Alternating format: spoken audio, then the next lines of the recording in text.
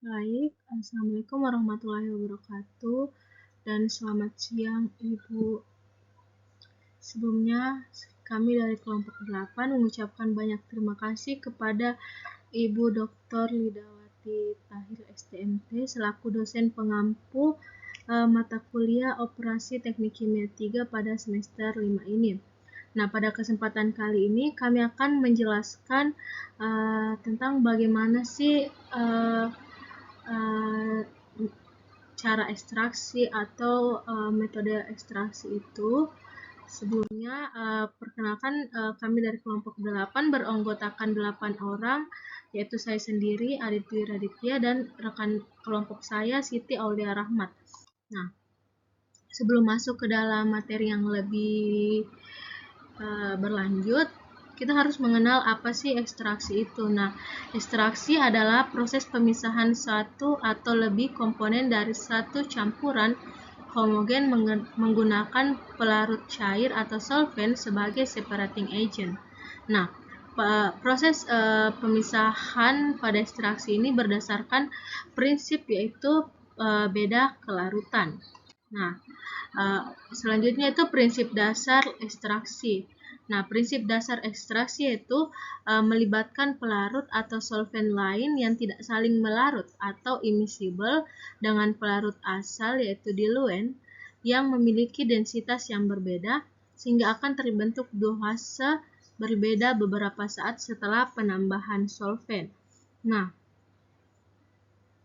hal ini ketika dilakukan penambahan solvent ini akan terbentuk dua fase, yaitu fase diluent yaitu lavinat dan fase solvent yaitu ekstrak. Nah, hal ini dapat terjadi karena adanya perpindahan massa dari pelarut asal yaitu diluent ke dalam pelarut baru yang diberikan yang disebabkan dari adanya driving force atau gaya dorong yang muncul akibat adanya beda potensial kimia antara kedua pelarut sehingga pada proses ekstraksi cair-cair ini berlangsung secara difusional atau perpindahannya itu berlangsung secara difusi, yaitu komponennya itu akan berdifusi ke komponen lain begitu. Nah, pada proses ekstraksi ini juga didasari oleh hukum like dissolve like atau senyawa yang sejenis akan melarutkan yang sejenis juga, atau kayak contohnya senyawa polar akan lebih melarutkan senyawa polar juga, dan senyawa non-polar akan lebih melarutkan senyawa non-polar. Jadi artinya itu senyawa sejenis akan lebih condong melarutkan senyawa yang sejenis pula. Nah, pada proses ekstraksi ini pada saat mekanismenya yaitu ketika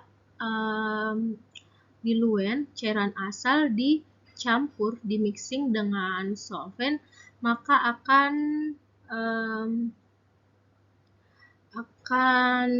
saling bercampur lah, itu saling homogen, yang kemudian akan terbentuk dua fase karena adanya difusi akibat adanya driving force sehingga terbentuk dua fase yang berbeda yaitu fase ekstrak dan fase rafinat. Nah, pada fase ekstrak ini disebut produk yang kaya solut, sedangkan pada fase rafinat produk yang miskin solut. Nah, pada gambar ini bisa dilihat yaitu ini kan ada dua cairan atau larutan yang berbeda, di mana di sini diinginkan ini yang merah ini sebagai solut. Nah, solut itu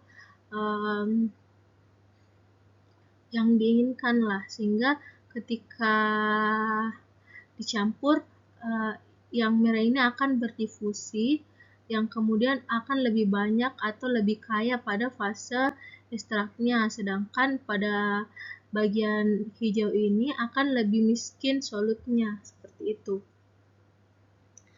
Mekanisme ekstraksi secara umum. Yang pertama, membawa umpan dan pelarut ke dalam kontak erat dengan cara menuangkan satu fase ke fase lainnya sebagai tetesan. Kedua, pemisahan fase ekstrak dan rafinat atau padatan yang berbeda. Ketiga, penghilangan atau pemulihan zat terlarut dari fase ekstrak dalam bentuk yang relatif murni. Keempat, penghilangan dan pemulihan pelarut dari setiap fase atau biasanya dengan destilasi. Kemudian pemulihan solvent. Pertama, solut mempunyai kelarutan yang besar dalam solvent, tetapi solvent sedikit atau tidak melarutkan di luar.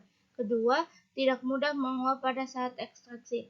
Ketiga, mudah dipisahkan dari solut sehingga dapat digunakan kembali atau tidak bersifat azeotrop. Keempat, tersedia dan tidak mahal. Jenis-jenis ekstraksi. Ekstraksi cair-cair di mana pelarut mengekstrak zat terlarut dari fase cair. Ekstraksi padat cair di mana pelarut mengekstrak zat terlarut dari fase padat. Ekstraksi superkritis di mana cairan dalam kondisi superkritis digunakan sebagai pelarut. Oke, selanjutnya hubungan keseimbangan ekstraksi. Nah, pada proses ekstraksi itu tentunya kita tidak asing lagi dengan diagram segitiga sama sisi atau biasa dikenal dengan diagram Turner. Nah, pada diagram ini ada A, B, C, yang dimana A ini sebagai diluent, B sebagai solvent, dan C sebagai solut. Nah, pada pada ekstraksi itu dikenal dengan yang namanya LLE atau liquid-liquid equilibrium, di mana pada diagram ini bisa diketahui apakah ini bisa terekstraksi berapa jumlah solvent minimumnya, berapa solvent maksimumnya, seperti itu. Nah, pada gambar ini di bagian ini R1 pada sisi ini merupakan fase yang fase rafinat, sedangkan bagian di sini bagian E1 merupakan fase ekstrak. Nah, pada diagram ekstraksi ini, liquid-liquid equilibrium ini ada dua bagian, yaitu yang di atas sini disebut dengan wilayah satu fase atau single phase region, sedangkan yang berada di dalam ini, di dalam istilahnya lengkungan ini disebut dengan wilayah dua fase atau two phase region, di mana yang bisa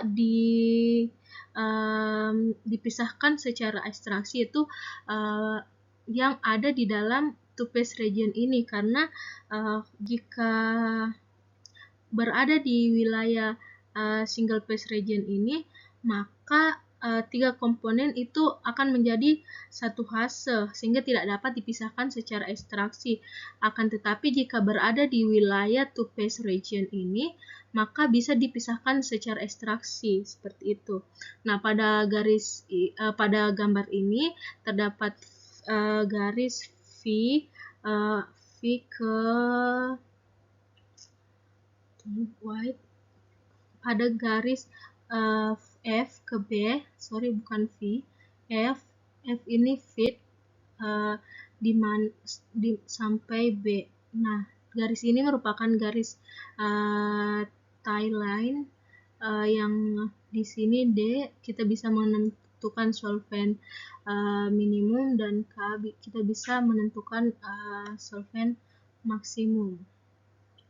Nah, seperti yang saya katakan tadi, pada ekstraksi itu ada liquid-liquid equilibria atau LLE, yang dimana pada contoh sebelumnya itu merupakan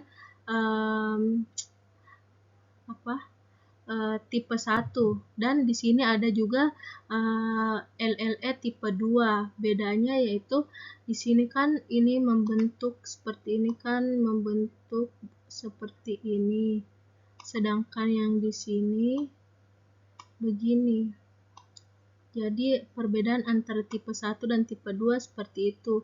Satu membentuk seperti lengkungan seperti ini, yang satunya bentuknya itu agak berbeda dibanding yang biasanya. Akan tetapi yang paling sering dijumpai yaitu LLE type 1. Kemudian metode ekstraksi. Ekstraksi tunggal yaitu dengan mencampurkan bahan yang akan diekstrak dihubungkan satu kali dengan pelarut.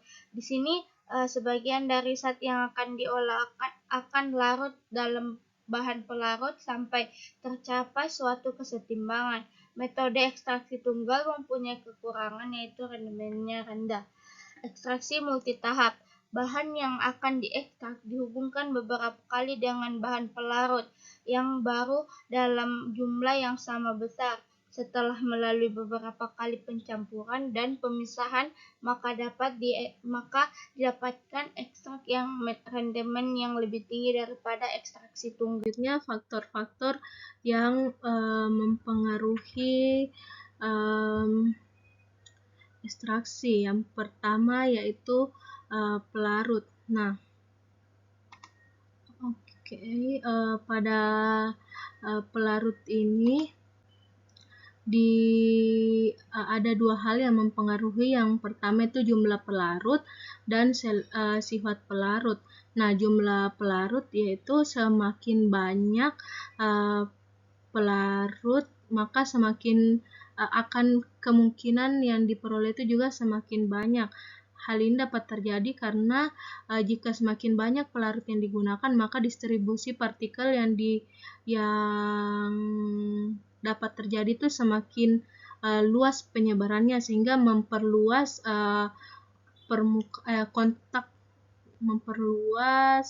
permukaan kontak lah ceritanya. Nah, yang kedua itu sifatnya. Kenapa sifat pelarut juga mempengaruhi ekstraksi? Karena pada pelarut itu memiliki selektivitas yang berbeda-beda. Nah, pelarut yang digunakan pada ekstraksi itu harus pelarut yang memiliki selektivitas tinggi, artinya kelarutan zat yang ingin dipisahkan dalam pelarut tadi harus besar, sedangkan kelarutan dari padatan pengotor kecil diabaikan. Yang kedua yaitu temperatur. Nah, pada temperatur itu yang mempengaruhi pada ekstraksi itu lebih ke seperti dari densitas dan viskositasnya, karena temperatur itu akan sangat mempengaruhi densitas dan viskositas suatu cairan. Yang ketiga yaitu pengadukan. Nah, pengadukan ini berpengaruh pada ekstraksi karena pada ekstraksi itu kan kita melakukan pengadukan atau mixing, di mana mixing ini akan memperluas tumbukan atau memperluas permukaan kontak antar larutan, sehingga proses ekstraksinya itu semakin besar permukaannya dan semakin bagus hasil ekstraksinya. Waktu ekstraksi juga seperti itu, semakin lama waktu kontaknya, maka kemungkinan hasil ekstraksi juga semakin bagus. Yang ketiga yaitu ukuran partikel. Nah, pada ukuran partikel ini lebih berfokus pada ekstraksi pada cair, di mana contohnya pada praktikum leaching kemarin kita akan memperkecil ukuran dari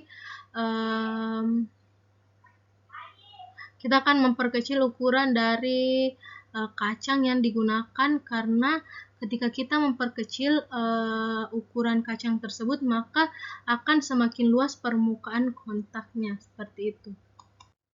Baik, itulah presentasi dari kelompok kami. Lebih dan kurangnya mohon dimaafkan. Wassalamualaikum warahmatullahi wabarakatuh.